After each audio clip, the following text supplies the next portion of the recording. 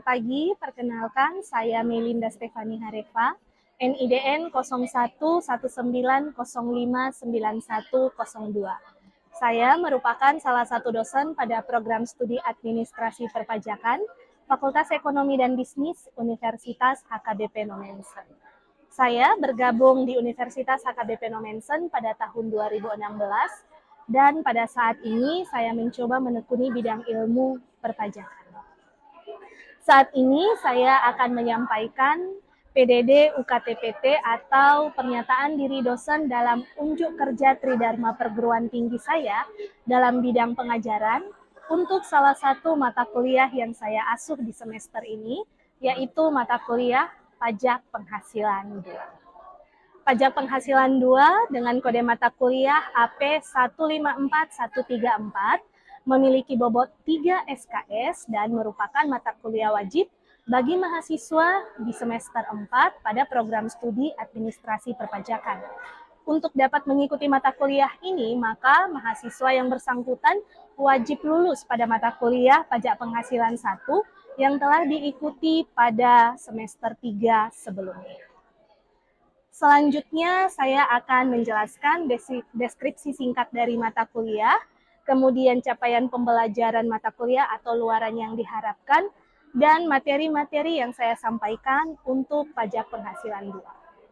Pajak Penghasilan 2 ini merupakan lanjutan dari Pajak Penghasilan 1. Jika sebelumnya Pajak Penghasilan 1 membahas tentang wajib pajak orang pribadi, maka Pajak Penghasilan 2 berfokus pada pembahasan pajak penghasilan atas badan yang dimulai dari dasar hukum pajak penghasilan badan, subjek dan objek pajak penghasilan badan, tarif dan mekanisme penghitungan pajak penghasilan badan, kemudian dilanjutkan pajak penghasilan badan yang telah dipotong oleh pihak lain, kredit pajak badan, kemudian rekonsiliasi fiskal, kemudian penilaian persediaan, dan laporan SPT tahunan badan. Capaian pembelajaran dari mata kuliah Pajak Penghasilan 2 atau luaran yang diharapkan setelah mahasiswa mengikuti mata kuliah ini adalah mahasiswa mampu memahami setiap peraturan terbaru terkait penghitungan pajak penghasilan badan, baik yang bersifat tidak final maupun yang bersifat final, untuk semua jenis transaksi, untuk semua jenis omset, dan untuk semua jenis tarif. Selain itu, setelah mempelajari mata kuliah ini, mahasiswa juga diharapkan mampu melaporkan SPT tahunan badan secara online, baik untuk kode 1771 dan 1771S. Selama satu semester, perkuliahan dilaksanakan secara offline atau tatap muka, di mana terdapat 16 kali pertemuan. Untuk pertemuan ke-8 dan pertemuan ke-16 diperuntukkan untuk pelaksanaan ujian tengah semester dan ujian akhir semester. Berikut ini adalah materi-materi yang saya berikan kepada mahasiswa selama 14 kali pertemuan.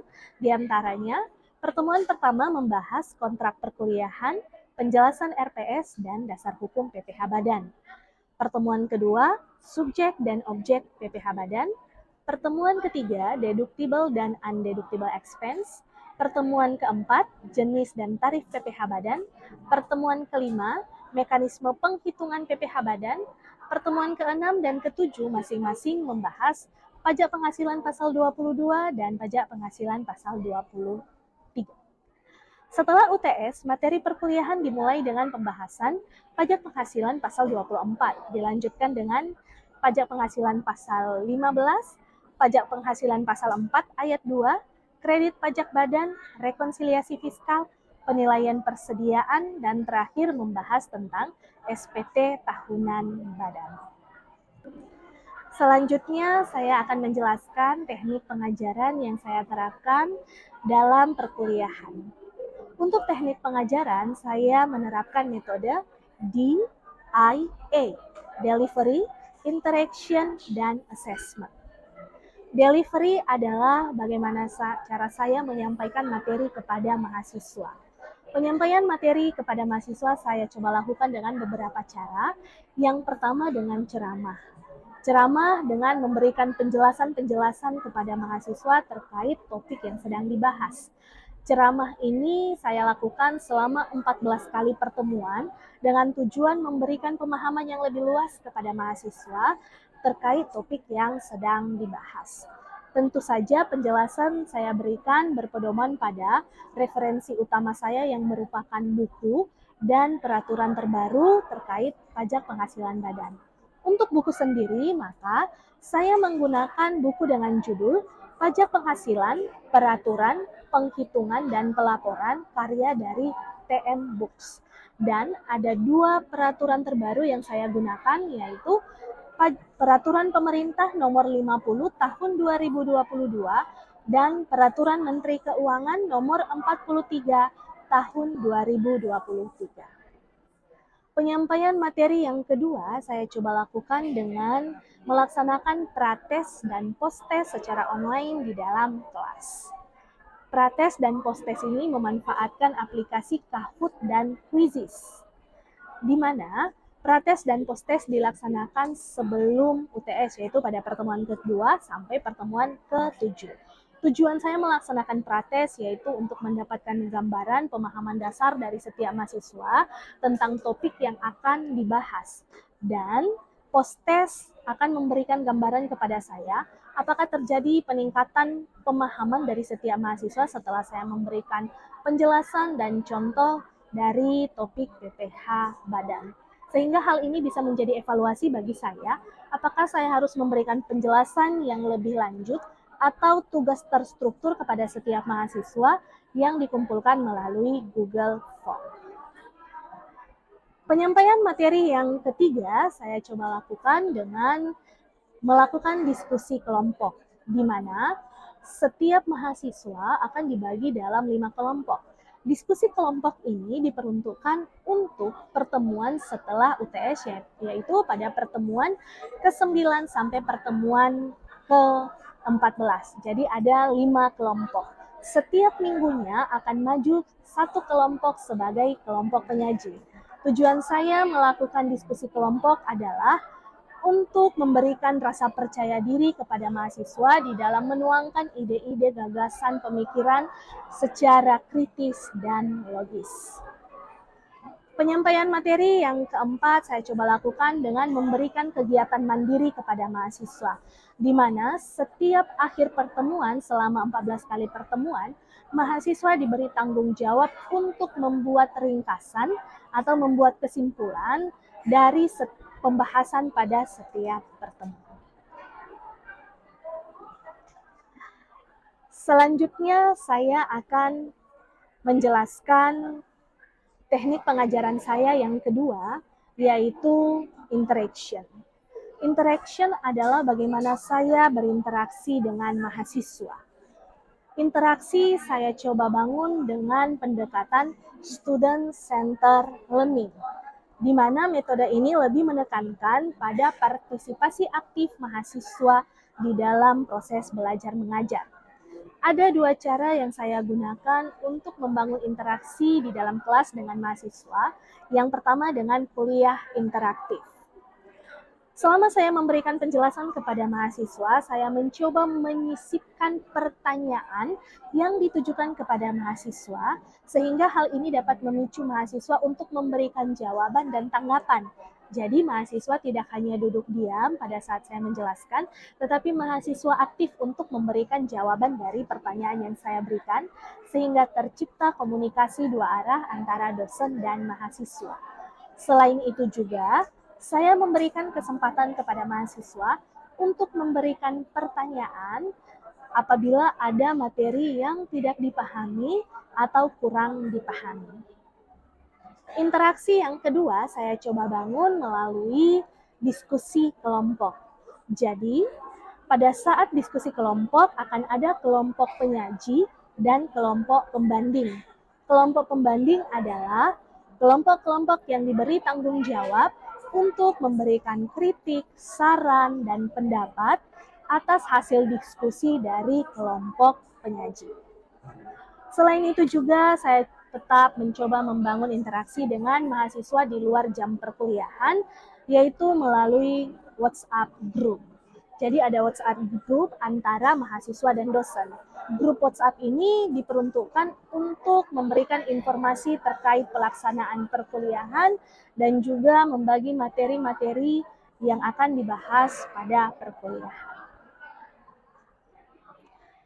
Teknik pengajaran yang ketiga yang saya terapkan yaitu assessment atau penilaian.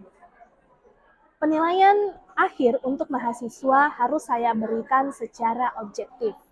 Tentu saja item-item penilaian ini saya berikan merujuk pada item-item penilaian yang telah ditetapkan oleh universitas. Item-item penilaian telah saya jelaskan pada mahasiswa di awal perkuliahan pada saat saya dan mahasiswa menyepakati kontrak perkuliahan. Ada 5 item penilaian yang saya berikan kepada mahasiswa, di antaranya pertama sikap. Sikap ini mencakup tentang kehadiran mahasiswa selama perkuliahan, kemudian tata krama, sopan santun mahasiswa selama perkuliahan. Sikap memiliki bobot 20%. Yang kedua, keterampilan. Keterampilan ini mencakup tugas dan keaktifan mahasiswa di dalam kelas dengan bobot 20%. Yang ketiga, kuis. Kuis ini mencakup penguasaan materi perkuliahan oleh mahasiswa baik sebelum UTS maupun setelah UTS dengan bobot 10%. Dan yang keempat, ada ujian tengah semester terkait dengan penguasaan materi perkuliahan juga dengan bobot 25% dan penilaian kelima yaitu ujian akhir semester dengan bobot 25%. Berikut ini saya akan menampilkan cuplikan pengajaran yang saya lakukan untuk mata kuliah Pajak Penghasilan 2 pada grup PB1, khususnya pada pertemuan kelima yang membahas tentang mekanisme penghitungan PPh Badan untuk omset di bawah 4,8 miliar, omset di antara 4,8 miliar sampai 50 miliar, dan untuk omset 50 miliar ke atas. Selamat pagi adik-adik. Selamat pagi Ibu. Oke, hari ini pertemuan kita yang kelima, kita membahas tentang mekanisme penghitungan PPh Badan. Oke, kalau minggu lalu kita sudah membahas apa? PPh final dan oke, kita mau ingatin lagi nih. UMKM. Oke, UMKM itu dikenakan PPh final atau tidak final? Final? Oke, kalau dia penghasilan UMKM-nya peredaran brutonya di atas 500 juta dan di bawah 4,8 miliar, tarifnya berapa? Berapa? Oke, 0,5%. Berarti kalau di bawah 500 juta itu dikenakan tarif pajak? Tidak ya? Oke, nah, jadi hari ini kita mau membahas tentang penghitungan PPh Badan khususnya untuk wajib pajak badan dalam negeri. Ingat ya, dalam negeri yang tidak final. Paham ya? Oke, jadi PPh Badan ini nanti merujuk pada Undang-Undang APBN nomor 7 tahun 2021. Oke, tapi sebelum kita membahas ini kita mau praktek dulu. Paham ya? Kita praktek dulu. Oke, silakan buka kuisisnya. Kita praktek dulu. Oke. Buka kuisisnya. Oke, waktunya habis. 3, 2, 1, 0.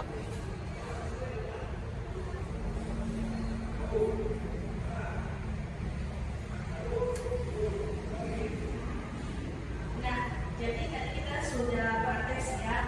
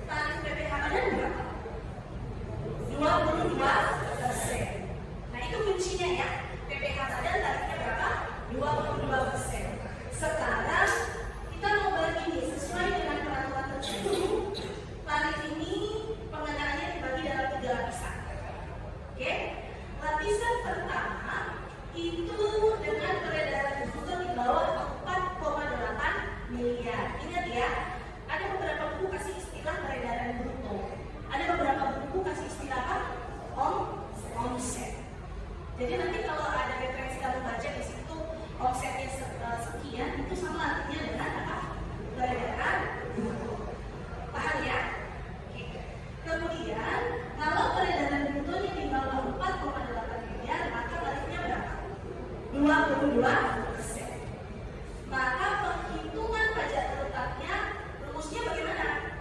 Nah, 50% dikali 22% dikali, ingat, penghasilan kena pajak. Bukan peredaran bruto yang dikali dengan 22%. 50% ini apa? Inilah fasilitas pengurangan yang diberikan pemerintah sesuai dengan peraturan yang terbaru. Sampai ke sini paham? Oke, lanjut. Kalau nanti omsetnya di antara 4,8 sampai 50 miliar, tarifnya tetap 22, tapi ada fasilitas pengurangan yang diberikan oleh pemerintah. Tapi ingat, kita harus hitung dulu berapa penghasilan kena pajak yang mendapatkan fasilitas, hanya itu yang dikalikan nanti dengan 50%. Sisanya, ingat ya, sisanya tidak dikalikan 50%, langsung dengan tarif. Paham ya? Oke. Nah, lapisan yang ketiga, peredaran bruto di atas 50 miliar. Itu berapa? Tetap 22%, tidak ada fasilitas pengurangan, langsung dikalikan dengan penghasilan kena pajak. Tapi ingat, nah perusahaan ini kan ada perusahaan yang sudah terbuka go public. Jadi kalau perusahaan yang sudah go public, berapa persen dikurangi? 3%. Berarti nanti kalau ada di soal, misalnya peredaran brutonya 60 miliar dengan PKP 1 miliar, maka dikalikan berapa? Berapa? 19%. Sampai di sini paham? Oke, kita lanjutkan ya. Nah, ini ada contoh. Mekanisme penghitungannya. Nah, ini skema untuk menghitung. Pertama dulu jumlah seluruh penghasilan bruto. Ingat ya, jadi seluruh penghasilan bruto ini begini. Jadi nanti kalau ada di soal diketahui omset 5 miliar. Selain itu ada penghasilan lainnya 10 juta. Menurut kamu penghasilan lainnya menambah atau menurun? Menambah. Paham ya? Oke, lanjut. Kemudian dikurangi dengan biaya. Pertemuan ketiga kita sudah belajar biaya yang dapat dikurangkan dan tidak dapat dikurangkan. Namanya juga biaya. Berarti nanti di sini dia berposisi sebagai apa? Pengurang. Paham ya? Oke, lanjut. Jumlah seluruh penghasilan bruto dikurang biaya itu namanya apa? Neto. Tapi ingat, neto komersial. Kenapa masih neto komersial? Karena masih belum dikoreksi. Paham? Oke, kalau kita belajar koreksi fiskal nanti setelah X. Oke, nah sekarang kalau sudah dikoreksi didapatkanlah penghasilan neto fiskal. Berarti nanti di sini kalau misalnya ini misalkan ya, jumlah penghasilan neto sudah kita ketahui, namun tidak ada koreksi, berarti penghasilan neto sama dengan penghasilan fiskal. Nah, kalau terjadi kerugian, misalnya kita mau menghitung PPh terletak badan tahun 2023. Nah, di situ diketahui bahwa tahun 2022 perusahaan itu mengalami kerugian sebesar 10 juta. Itu bisa dikompensasikan, Bu? Bisa. Jadi kerugian bisa dikompensasinya sebagai pengurangan, berarti penghasilan neto fiskal semakin berkurang. Nah, setelah penghasilan neto fiskal dikurangi kompensasi kerugian, disitulah didapatkan penghasilan kena pajak. Yang dikalikan dengan penghasilan kena pajak apa? Tarif untuk dapat PPh terletak. Oke, nah supaya lebih paham kita langsung ke contohnya ya. Contoh, nah ini contoh peredaran bruto di bawah 4,8. Di sini ada PT ABC tahun 2020 omsetnya berapa? 3,6. Oke, kemudian ada biaya mendapatkan menaati dan memelihara penghasilan bruto berapa? 2,8 miliar. Berapa PPh pada terletaknya? Pertanyaan saya, tarifnya berapa dulu? 52%. Dapat fasilitas pengurangan? Dapat nggak? Yang bilang dapat siapa? Ayo,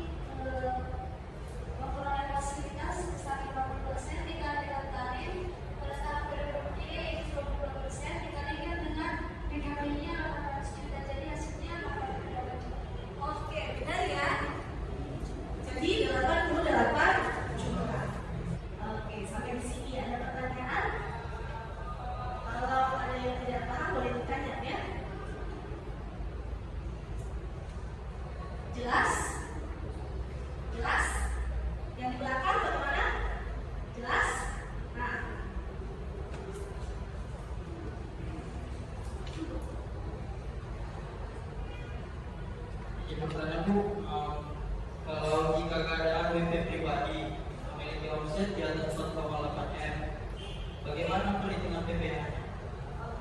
Ini ceritanya ada wajib pajak orang pribadi.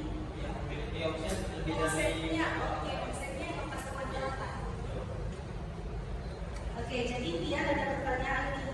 Bu, kalau ada ini kasusnya orang pribadi, Bu. Dia orang pribadi, tetapi omsetnya itu peredaran bukunya itu sudah di atas 4,8 miliar. Bagaimana cara menghitungnya? Padahal dia orang pribadi. Itu bagaimana? Oke, jadi dia kan orang pribadi. Kalau sudah punya omset 4,8 miliar, itu artinya dia menjalankan usaha tuh. Pasti ada usaha. Oke, kalau menjalankan usaha, berarti usaha itu sudah harus berbentuk apa? Badan. Artinya apa? Orang pribadi ini sekalipun omsetnya atau penghasilan brutonya berapa? Di atas 4,8, tapi dia masih orang pribadi. Itu harus melakukan karena ada perlakuan khusus dia harus terima. Jadi kalau pribadi menjadi wajib pajak badan. Jadi nanti kalau dibuat hitungannya dibalik lagi ke sini. Paham ya? Dari materi ini masih ada pertanyaan lagi? Sudah paham?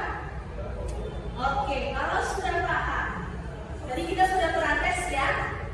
Sudah ya? Sekarang kita post test. Silakan buka kuisisnya. Post testnya hanya 1 soal. Waktunya hampir selesai ya?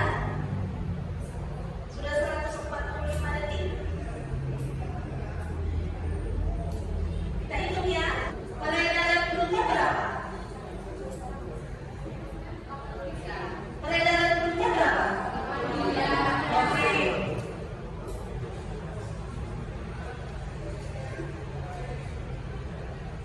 Berapa?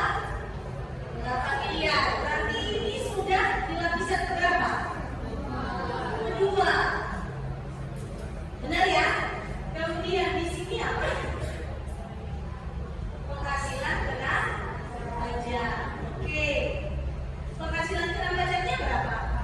420 juta. Berarti kan kita harus hitung dulu yang mendapatkan fasilitas dan yang tidak. Berarti di sini berapa? 4,8 miliar dikali 400 dikali berapa? Ini berapa?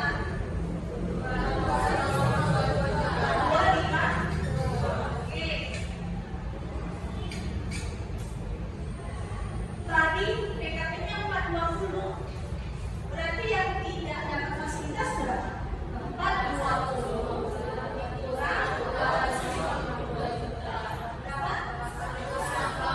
berapa?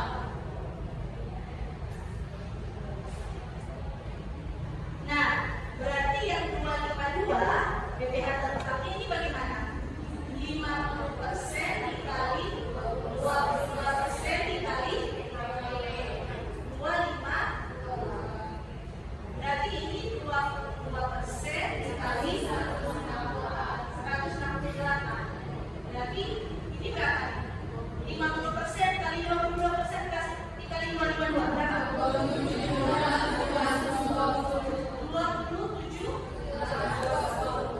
Oke, yang ini 3,6 juta 960. Berarti di sini berapa?